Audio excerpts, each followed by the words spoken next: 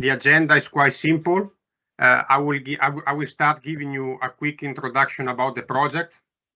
Then Maayke Koevoets from TNO, our group leader of GeoEnergy Resources, will give an overview of the activity. And then with Paula Canteli, Serge van Gessel, and Ignasi Herms, we'll move our spotlight on carbon capture and storage, hydrogen underground storage, and geothermal energy and storage. At the end of the presentation, Julie Hollis from Geoservice will take over from me to moderate a Q&A session. We are doing these webinars to interact with our external stakeholders. Please, this is a great opportunity to interact with our expert, with our group leader, and with Julie. So please ask a lot of questions during the Q&A because we are here for this.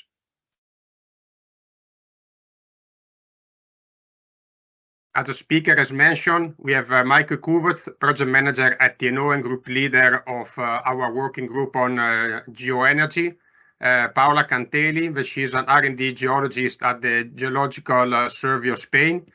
Ignasi Herms, that is head of geological resources at the Geological Survey of Catalonia, and Serge van Gessel, that is senior geologist at TNO.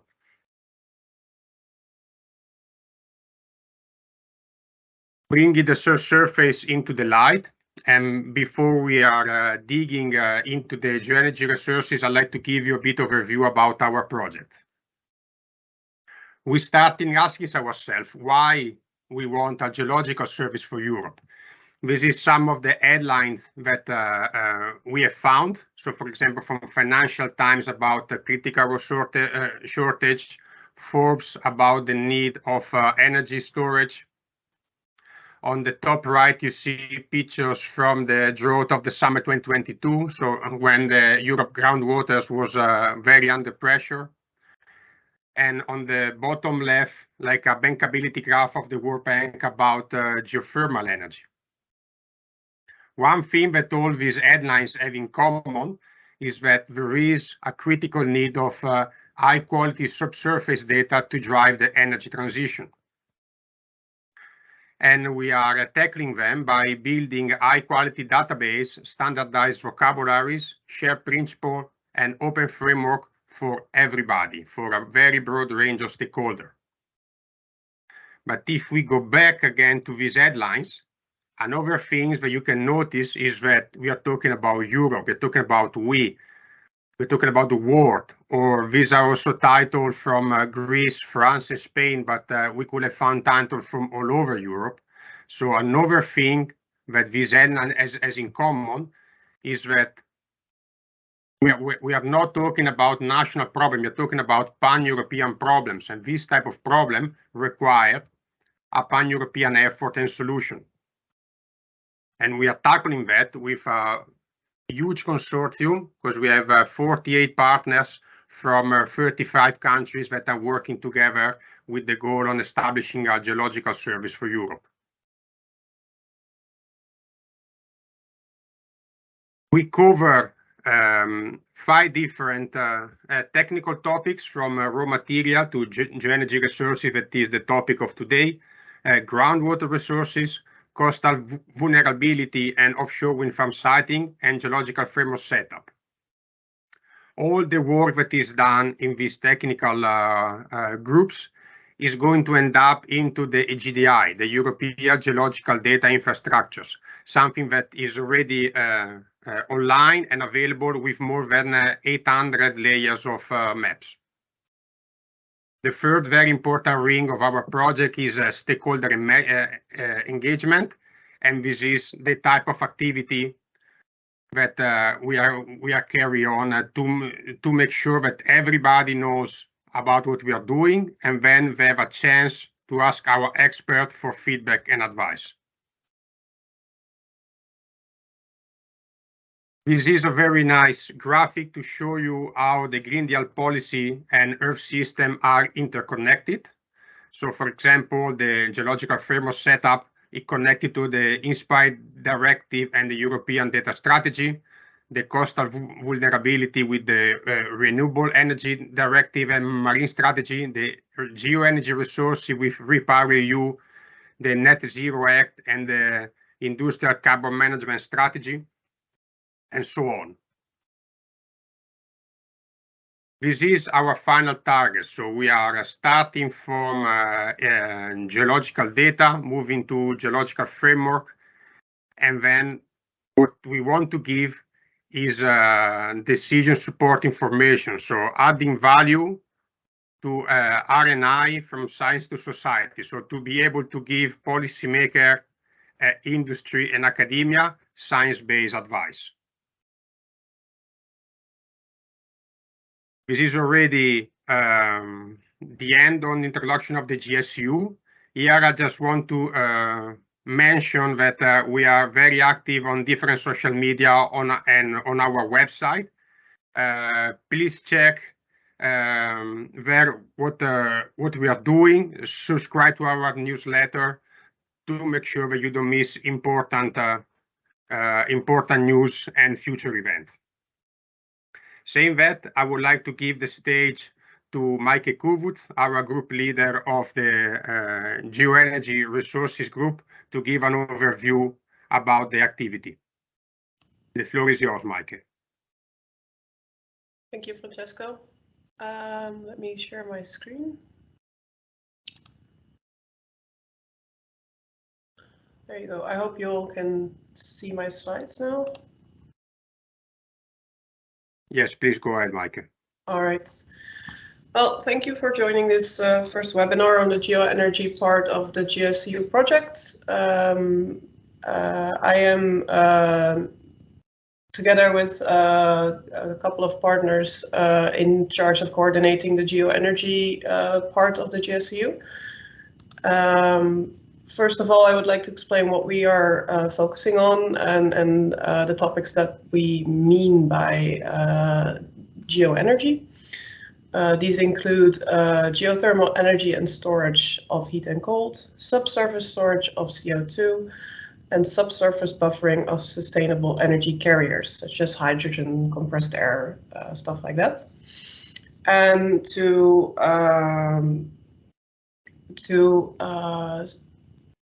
get where we want to be with the decision support, we have the approach of first inventory of the information on these SGECs, as we call them.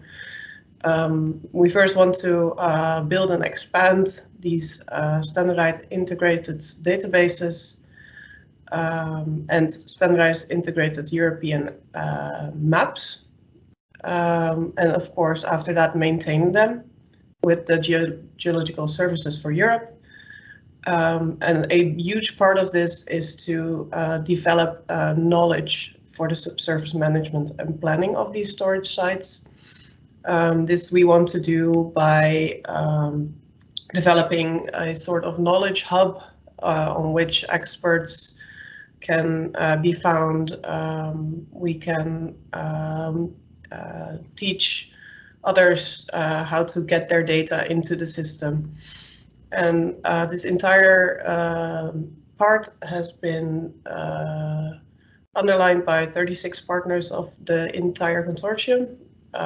So there is still some ground to be gained in other partners. And this is where we want to help them out in this knowledge hub. That being said, all these different parts of our project are intertwined, so they're not sitting on their own. They support each other and they also have influence on each other. So there's close cooperation between all the activities. Examples of what we're trying to achieve are already in place. Of course, multiple projects have been done in the past. Examples of these are high stories on storage of hydrogen or ASMAP, which is an energy storage mapping and planning map. My colleagues will go into a bit more detail on them later in the webinar. But these are examples of what we're trying to achieve so that we can provide information to our stakeholders. So the objective and expected impacts are outlined here. Of course, the main goal is to provide a pan-European dataset and map on geothermal energy resources, underground CO2 storage, sequestration, and the temporary storage of sustainable energy carriers. The expected impacts are, of course, on the European level, improved planning regulations, decision-making, which, because these energy carriers or storage sites sometimes span borders, it's important for local governments, but also European level governments to collaborate on how to deal with this. It will improve cross-border developments in the GeoEnergy department and hopefully accelerate the efficient and competitive uptake of the clean energy storage technologies. This brings me to who we're trying to reach and who we're trying to provide information for. This improved planning, regulation, and decision-making, of course, is the European level. So the EU Commission has a high interest in this, but also local governments on national and regional levels. And we're working closely with them to provide the information in the way they need it. The improved alignment of cross-border developments is also, of course, very important for governments as well, but also the scientists developing them, engineers, universities working together with the same data. And then, of course, the clean and sustainable geoenergy and storage technologies are very important for the industry, but also for the citizens and the homes that need to be heated or need energy to function. So the impacts are for a broad scale of stakeholders. Apologies. And hopefully we will be able to provide information for all of them. And that's my short introduction on what we're doing in the GeoEnergy department of the GSEU project. Thank you, Maayke. Thank you very much for this clear overview. And once again, if something will be still not clear, please check our website, and you'll find much more information about our general approach of this working group. Now we can move to our next speaker, Paula Canteli from the Geological Survey of Spain. Please, Paula, go ahead and put a spotlight on geological carbon capture and storage. Thank you, Francesco. So I would like to start explaining you why we need to talk about CO2 storage. And the reason is clear, is because it's one of the technologies that we need for achieving these net zero emissions at 2050. So this is not the only one. All the international organizations talking about these 5 approaches: the energy efficiency, renewables, nuclear energy, and fuel switching, but also CO2 capture and storage. The Commission models shows that we will need to capture and use or store between 300 and 640 million tons of carbon dioxide per year by 2050. If we really want to meet these climate targets. These numbers come from 2022, so not a long time ago, and how well we are to do it. This is data for the Global Institute, published at the beginning of 2023, so now we are a little better. We need to update. But if you see in Europe, we have operating 2 CO2 storage facility, both in Norway, and each of them are storing 1 million tons per year. That means that really now we are storing 200 million tons per year, really far away of these 300. It's true that we have speed up in the last 2-3 years, a lot of cases. But in particular in Europe, we are multiplied by 5 the facilities in development for the CO2 storage in different phases, but we have a lot of things to do. What is this carbon capture, use and storage? We capture the CO2, could be for a source directly or for the air. And the idea, the preliminary, is to use it. However, right now with the technology existing and the market of these products, we only can use around 20% of the CO2 capture. So we have still 80% that we need to do something. And this something could be release it again, which is really no sense, or to use geological storage.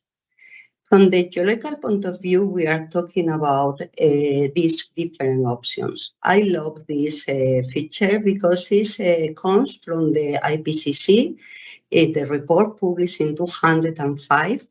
So long time ago, almost 20 years. We are not talking about a new technology. The technology is mature enough. And there have been some changes from this feature. In particular, when we talk about geological storage, we are thinking in depleted oil and gas reservoirs and also a deep saline formation and deep saline aquifers. I would like to mention also that in this feature, the depth is really important in the case of the CO2 storage, because for the condition of pressure and temperature, we would like the best option for the CO2 state, that is supercritical, and we are looking for formation that are more than 800 meters. In the case, in this feature, they talk about offshore and onshore. For the geological storage, it doesn't have from the geological side, doesn't have any difference to talk about one or the other. It has an impact in the logistics and of course in the economics, but not from the geological point of view. What is the potential in Europe? This report from the CAFT was published in July 2023 and is the last estimation about capacity. And we would like to mention 2 things. One, that this theoretical capacity is between 260 and 1,500 gigatons. That means we have a lot of potential. And second, that the numbers from different countries have been calculated in different ways, and not all of them based in the same level of maturation of the data. And that is really important, because what we try to achieve in the GSEU is exactly to have consistent data and harmonize. We will do it, we will start from the CO2 stop. That is a project that was released in 2014 and is in GDI. And we will update, harmonize, and so on.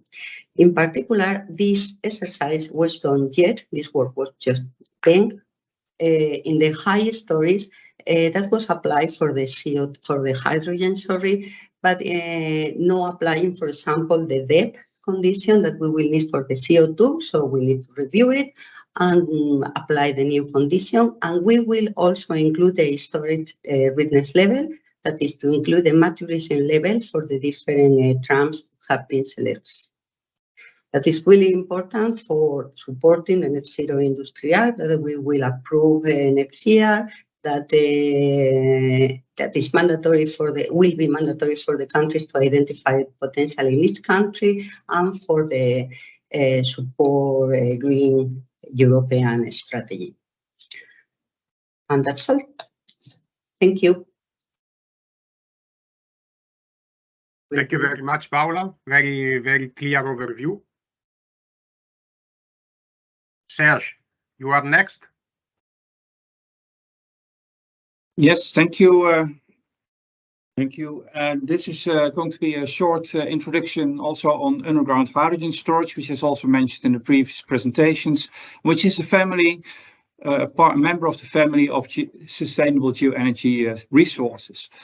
So we can see here geothermal, energy storage, and CO2 sequestration as the 3 main parts, where energy storage is there to secure and reliable supply of large shares of variable renewable energy, and also to secure our energy system at large. So It's actually one crucial part of the energy trilemma, as you can see it, which covers sustainability, affordability, and security of supply. With hydrogen storage and underground hydrogen storage, so large capacities of storage, we can deliver, at least enable low and zero carbon technologies like wind and solar. We also are able to match the supply and demand, either if it comes from domestic supply from sun and wind, or if it comes from imported green hydrogen. And it also helps to support the affordability of energy, because it helps also to balance the electricity grids. It provides services to the grids, and it makes the efficiency of renewables much better. So there's a lot of EU policy documents which also formulate targets and roadmaps for hydrogen and underground storage of hydrogen. Now, why do we need underground hydrogen storage? Well, the most important thing is that we need such large quantities that cannot be supported by surface technologies. If you look at several of the predictions in global and European assessments, we can see that the need for hydrogen storage is similar to the volumes that we currently have for underground natural gas storage. And we know from the current situation also how important it is that we have these storage capacities to make sure that we are strategically covered with enough supply during winter time, for example. But we also need that supply for periods with low wind or low sun versus periods with high wind and high sun. So the total volumes that we probably need are in the same range or even higher than what we need currently for underground natural gas storage. Now, underground hydrogen storage is still quite a novel technology. It is still emerging. So then I mean pure hydrogen storage, and we need to understand, first of all, the geology. How can we store it safely in the underground? We need to understand geochemical and microbial impacts. We need to understand if it stays in the subsurface, if it can be contained, and we need to understand how it performs, what the performance of underground storage is. So how can we store it in an optimized way? We need to screen suitable sites and also do the geological de-risking. The geology is, by the way, provided by salt formations, where you can create caverns, big caverns, where you can store about 100 to 250 gigawatt hours of hydrogen. And we have porous formations like gas fields and aquifers in the deeper subsurface, where you can even store larger amounts of hydrogen. And then there are tunnels that we can create underground, lined rock caverns, where you can also store large quantities of hydrogen. Now, the geology is not to be seen separate from the facilities that we need to build at the surface. So we need to understand what kind of processing facilities and gas treatment facilities we do have, which we need at the surface, because we need to account for some impurities that can occur in the subsurface. Then it is important to understand that hydrogen storage is an element of the energy system at large. So we need to understand supply and demand and how it connects with transport and production. We need to assess the business models and also the economic de-risking. And finally, it is important to understand how we can societally embed hydrogen storage in future energy system. Now, there's various assessments already that are happening at the European scale, and we are looking actually at three types of sites. First of all, we have the existing natural gas storage sites, which are investigated by the European project HIUSPRI, and these facilities are already connected to the energy system, at least the gas system. So it is possible to reuse these systems and to transfer them into hydrogen storage. So that is investigated there. Then we have, of course, also green fields like porous reservoirs and traps in aquifers that are investigated by the High Storage Project, which has already been also clarified by the previous speakers. And then there are various projects that are also looking into salt cavern formations and salt formations in Europe that are capable of storing hydrogen. Now, we're all looking still at an early technology, an early low TRL technology, and we are talking about theoretical capacities and effective capacities. But we need to go to practical capacities and match capacities to make decisions. First of all, from these sides, we are going to integrate the knowledge and make them consistent. So take these findings from different projects and put them in one database. We need to understand the suitable conditions for storage in multiple geological environments, and also identify the places where we can demonstrate or develop early projects in Europe. And then, of course, a lot of information is coming that is going to be fed back into these databases. So we need to make a sustainable and fair system that is also accessible for energy system planners, for the industry, for regulators, and also for the public to understand where and why this technology can work in a safe and responsible manner. And that is my short introduction on hydrogen storage. Thank you. Thank you very much, Serge, for the very clear overview. Last presentation of today before digging into the Q&A session is from Ignasi Herms from Geological Survey of Catalonia. Please, Ignasi, go ahead.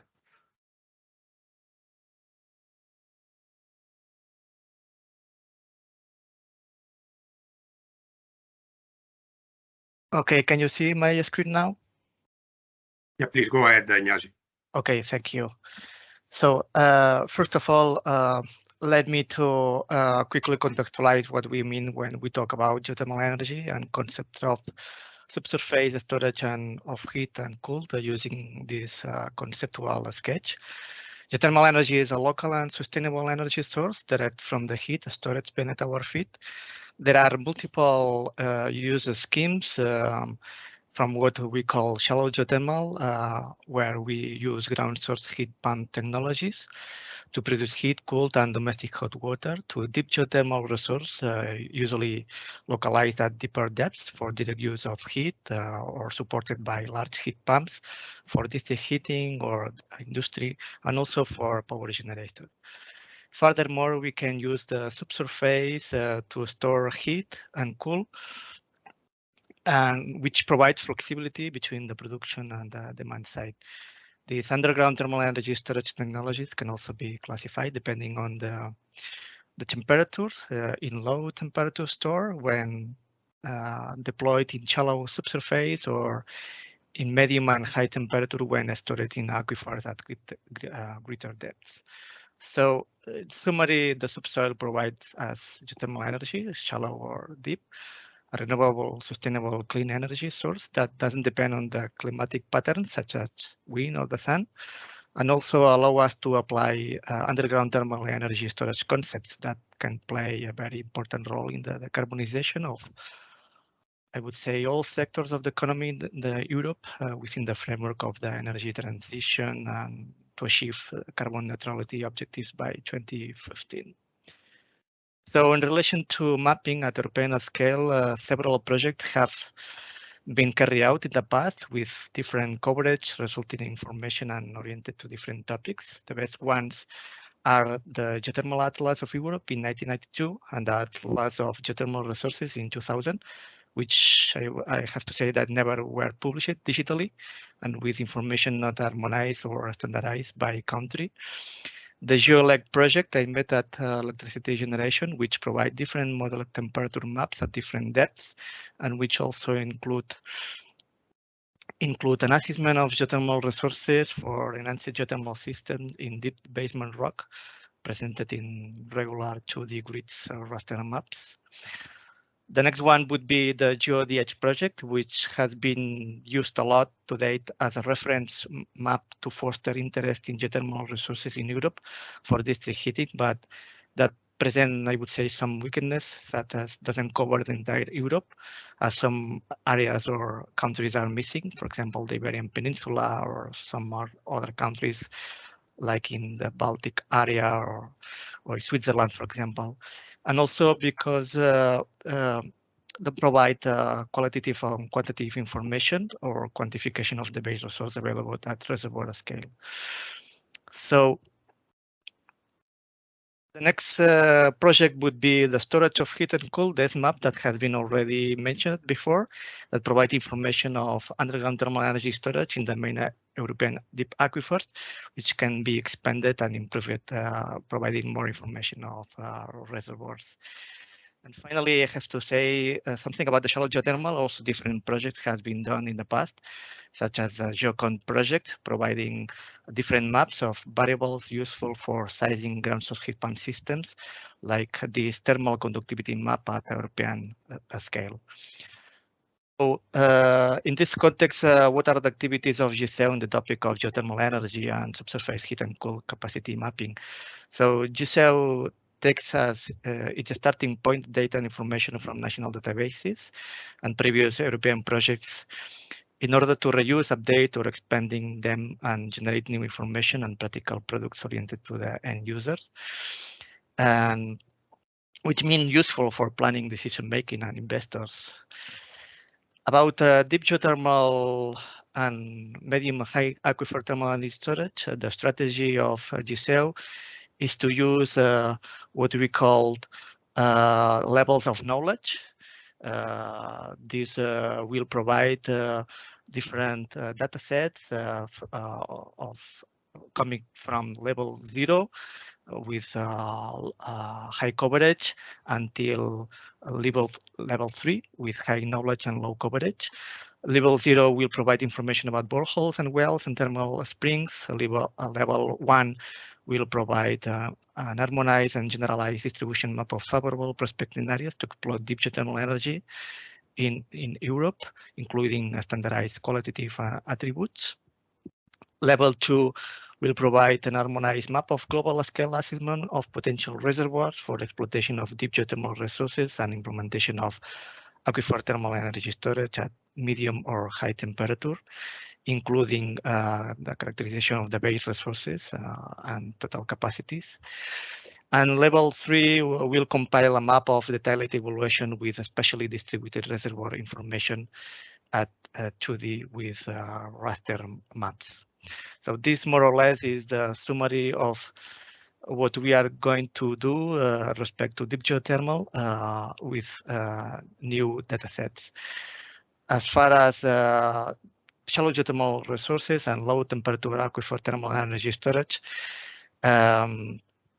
GeoEnergy also plans to take advantage of existing datasets, such as the European hydrogeological map already published in the GDI, or layers generated in previous projects to generate new products, such as a favorability map for open versus closed loop systems, a suitability map for storage systems, or geothermal potential map for closed loop systems, among them.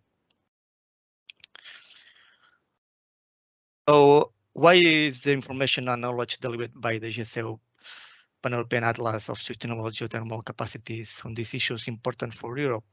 First of all, it will provide information and knowledge in a standardized and harmonized way at European level, oriented to the end user, facilitating the development of geothermal energy sector.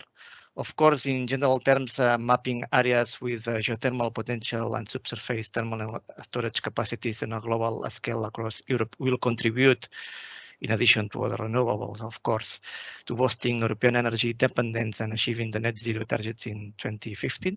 But specifically, it will facilitate decision-making on where to promote research projects in geothermal energy. It will help governments and regulatory bodies to formulate policies and support mechanisms such as subsidies, incentives, and adapt strategies to streamline administrative processing.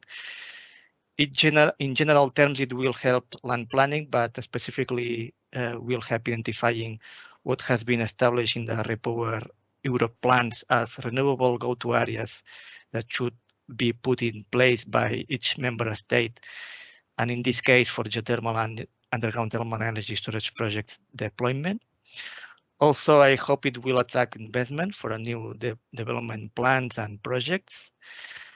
And it will help in the management and mitigate the risk associated to the resource uncertainty, given the fact that We are going to provide information about the knowledge maturity related to the grade of understanding based on the available raw data as far as geothermal resources. And finally, it will have the technology adaptation also. So these are 6 reasons among many others that we think Gessel will contribute a lot in the development of geothermal energy sector in Europe. Thank you very much. That's all from my part.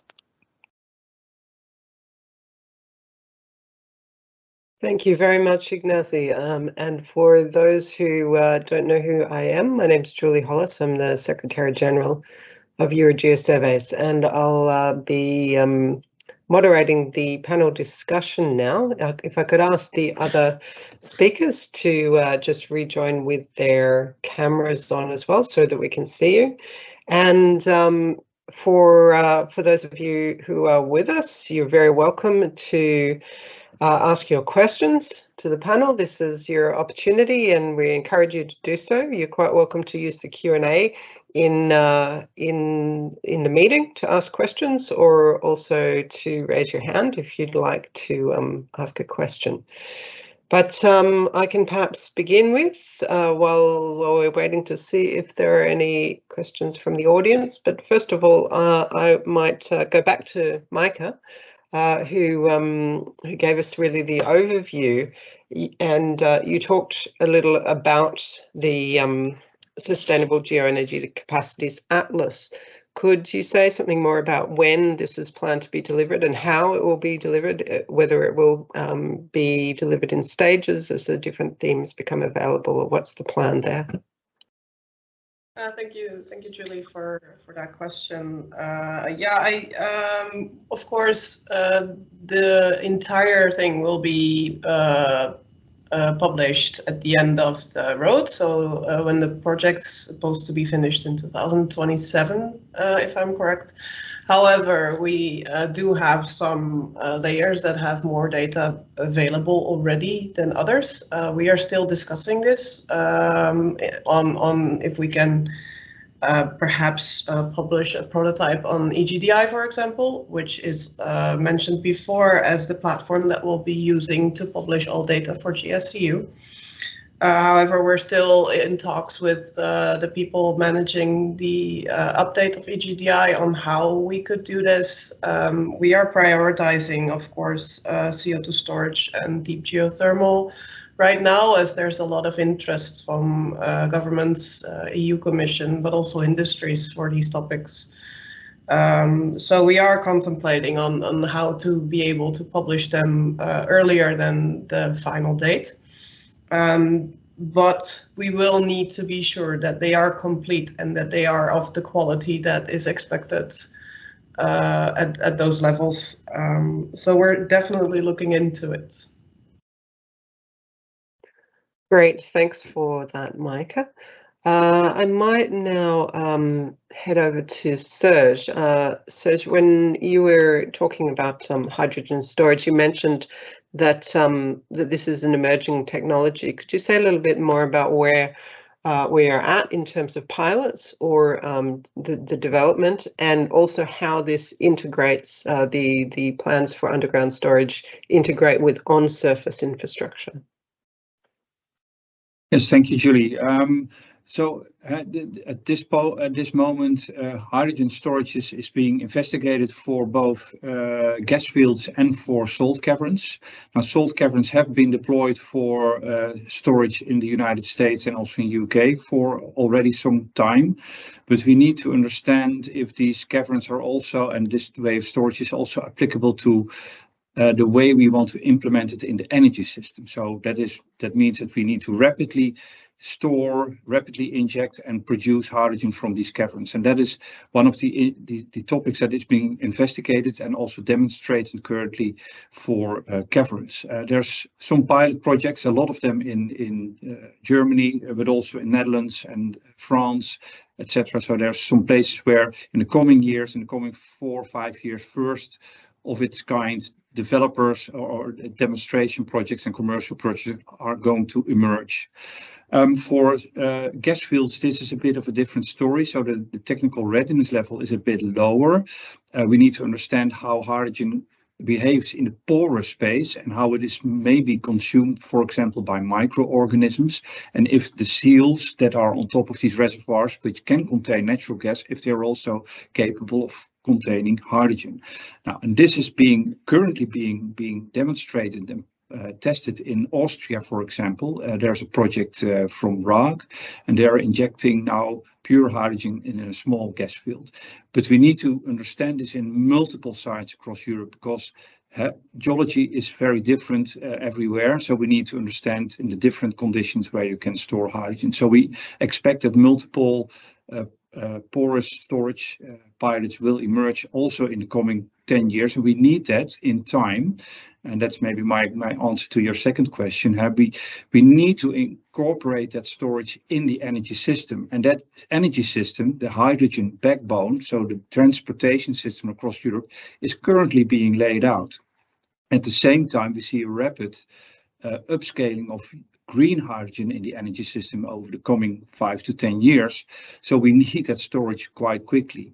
So that means that we need a quick understanding where we can safely and adequately demonstrate the technology, and how we can connect that to the energy system planning. We need to already sketch where the transportation system and the storage needs to be laid out, and we need to understand now when we need to deploy it, because from the point where you have no storage, still a green field, to a operational storage site, just count at least on 10 years of development time. And that is a long time in the current timeline to 2050.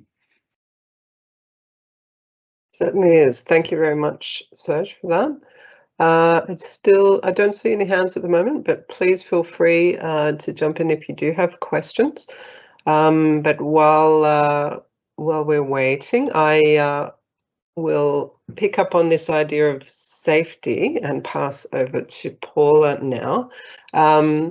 It's a question that we hear in lots of circles.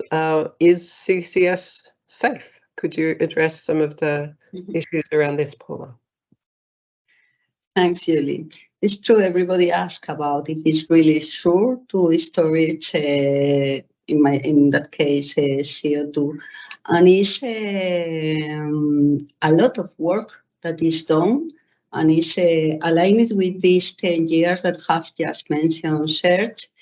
It's a long process, a lot of activities that need to be done to ensure that the storage is safe. It's not just we need to ensure that this is formation that is from the mineralogy, and also for the petrology point of view is sure for the CO2 and the potential reaction with the CO2, the impermeability of the layer, the integrity of the structure, and also to understand the geology that is around, looking for potential CO2 migration paths or other structural features that we need to analyze and identify and ensure that when we store the CO2, we will keep there permanently from a safety point of view. And it's very important that all of these tasks that have been done during these years, if in any moment is identify any of these features or any situation that can think that it will be not safe, then that means that this camp will be not a CO2 storage place. So we remove it from the list. Okay, thank you. And perhaps could you say a little bit more about how the work that you're doing in the GSEU project is supporting large-scale deployment of CCS? It was mentioned that now we are in a really, in Europe and also at the Commission, we are in a really important inflection point where the CO2 storage is a priority because it's needed. You see how far we are from the goals that we need to achieve. So they are putting a lot of initiative on the table, like this Net Zero Industry Act. And the objective is to deliver the CO2 storage potential delivered in the places that are needed. That means first we need to know where we have this potential, and second, to understand the maturity. We all saw the pyramid from the theoretical estimation of capacity. As we are moving and understanding and study better each of the potential places, we are reducing the geological risk, and we are closer to really deliver this storage potential. That means that if we know where we can deliver and when, because it's aligned with the maturity, we can also define the investment that is needed. That means that the European strategy can use this data for organizing and including the goal for the 2040, for example, or for the 2050. Now in the Net Zero Industry Act, they have defined 50 million tons per year of CO2 storage by 2030, and they have to define for 2040 and 2050. With our maps of potential and maturity level, they will be able to identify when and where we'll be able to deliver this potential. Thank you. That's very clear. I might ask a similar question then to Ignasi in regard to geothermal. How is this work supporting large-scale deployment of geothermal energy? Could you summarize for us? Yeah, thank you, Julie. I would say that the Pan-European Atlas of Sustainable GeoEnergy Capacities will likely support large-scale deployment by providing, in fact, comprehensive, harmonized, and standardized quantitative and qualitative information on geothermal resources and also underground thermal energy storage capacities in Europe. Of course, this data is crucial for stakeholders, including governments, investors, and project developers, to identify suitable locations to plan investment for a new exploration or deploy geothermal projects. I would say that by offering a clear overview across Europe of the available resources using our atlas, it's going to facilitate decision-making, reduce uncertainty, and attract investments in the geothermal energy projects, contributing to their large-scale deployment. So this would be my answer. Thank you. Okay, great. Thank you. And I see there's a question in the chat as well in relation to geothermal energy. If I understand correctly, the gist being, could you give an outline of the planning and decision making going into the research strategy employed in terms of understanding geothermal potential?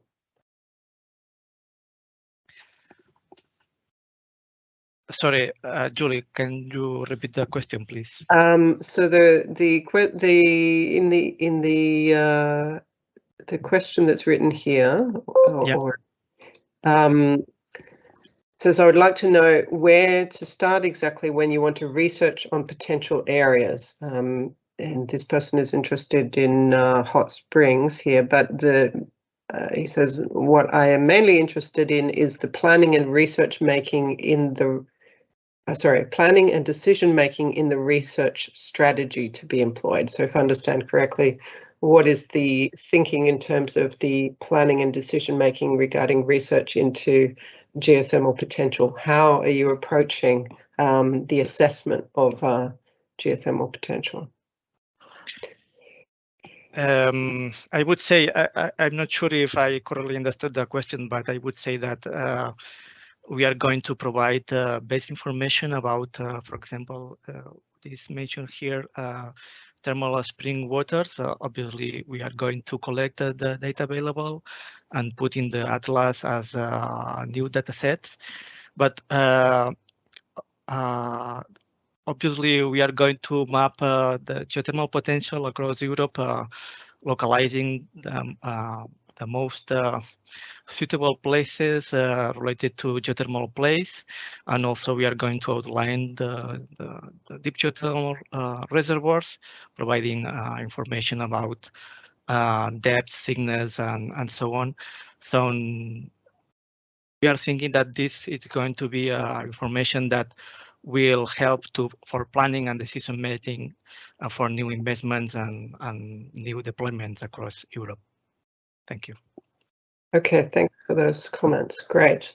I don't see any other questions at the moment, but I'm going to pass back again to Maayke, perhaps to, as we're heading towards the end of our time, but I wanted to ask you also about collaboration with other EU initiatives. What is happening in terms of the wider community?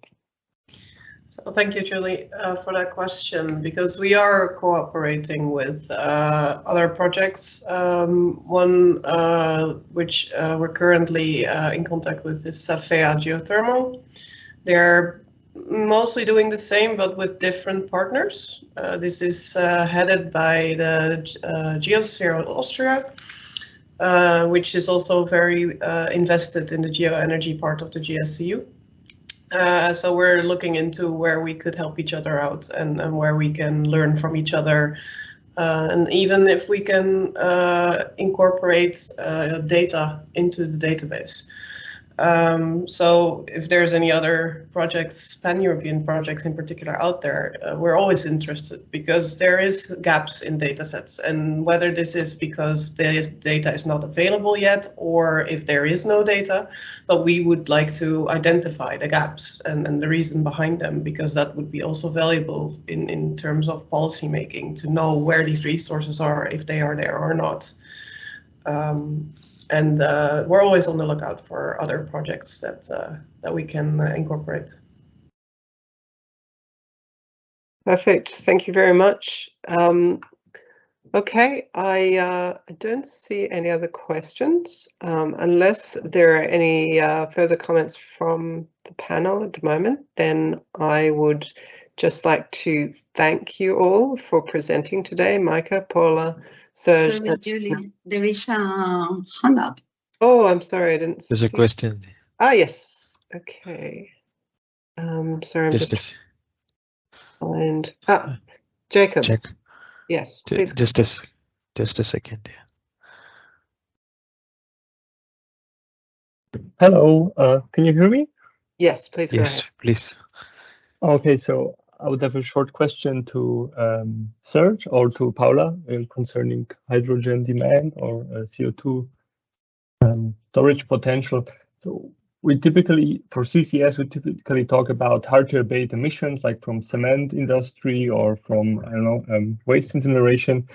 But I'm never sure what to do about the emission from steel plants. So theoretically, we could reduce them by using hydrogen, or we need to store them with CCS. And my question is there like already any data? Should we include those, or are they labeled as hard to abate? And is it something that is considered in Europe, that we will also store CO2 from steel producers, or do we think that there will be enough hydrogen available and existing transport infrastructure, so we could reduce all of the iron with hydrogen? So what are the timescales on this topic? Maybe somebody has an idea. Yes, the plan is to include it.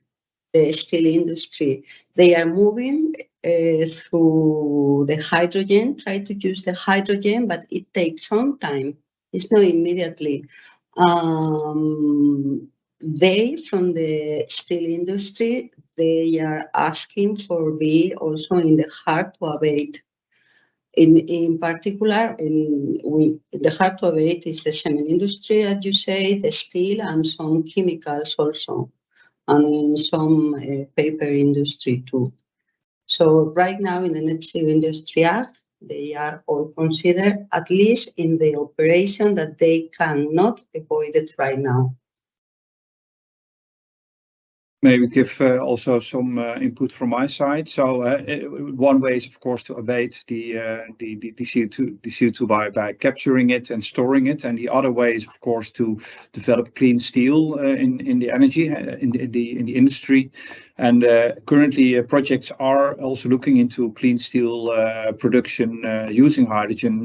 There's several projects that are looking at this. There's one in particular that I know of, which is in Sweden. It's the hybrid project where clean steel and hydrogen are, let's say, combined, including storage of hydrogen in the subsurface. So to also ensure that there is always enough hydrogen to have to support and sustain the industry processes. So yeah, hydrogen is considered in a very wide range of applications, from transportation to electricity production, to industry feedstock, and also to industry production processes with high temperature needs.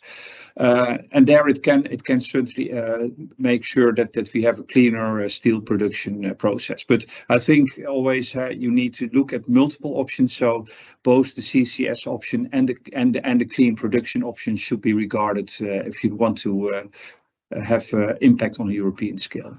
Thank you. Thank you very much for those answers. And I think this takes us very close to the 2 o'clock mark. So I would like to thank you all for presenting today, and also for joining us to hear from our speakers. And for those listening, I would say please feel very welcome to get in touch with us at the project if you'd like to find out more. Thank you all for today.